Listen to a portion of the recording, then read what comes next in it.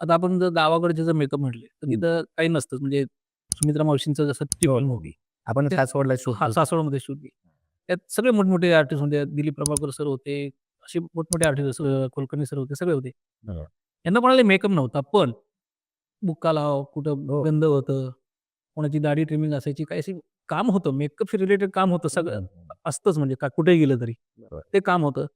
त्यात एक ह्याच्यात काय म्हणतात गाईचं पिल्लू होतं. हां. त्यावरती ते नाही का तर ते वासरू हां, आहे. तर ते एक दाखवायचं होतं आणि राहिलं आता ह्याचं म्हणजे फाईट सिक्वेन्स किंवा काय असेल, तर त्या फाईट सिक्वेन्सला मग ते डिरेक्टरची म्हणजे फिल्मची रिक्वायरमेंट किती आहे, डिरेक्टरच्या डोक्यात काय त्याच्यावरती. ते बरोबर आहे. किती ब्लड दाखवायचं आहे, जखम दाखवायची आहे, काय कसला मार लागलाय, हं, हं, हं. त्याच्यावर सगळं डिपेंड असतं. म्हणजे चाकूनी वार केलाय, तलवारीने केलाय, तर बरोबर. नुसतीच सुई टोचली आहे. हो, हो, हो. तर हे सगळ्याचं प्रत्येकाचं वेगळं असतं. बरोबर आहे. तर जशी रिक्वायरमेंट असेल, फिल्मची रिक्वायरमेंट आणि डिरेक्टरचा कॉल असेल, त्याप्रमाणे मग मेकअप केला जातो. बरोबर आहे. आणि कॉमेडी सिनेमे जे आपण पडद्यावर पाहतो, तर त्या काळात तो टोन कसा ठेवला जातो किंवा काय कसं असतं? कॉमेडी सिनेमाचं मग त्याप्रमाणे जर कॅरेक्टर हं.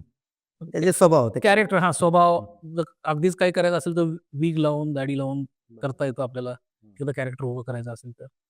त्याप्रमाणे मग ते कॉमेडीचं करता येतं.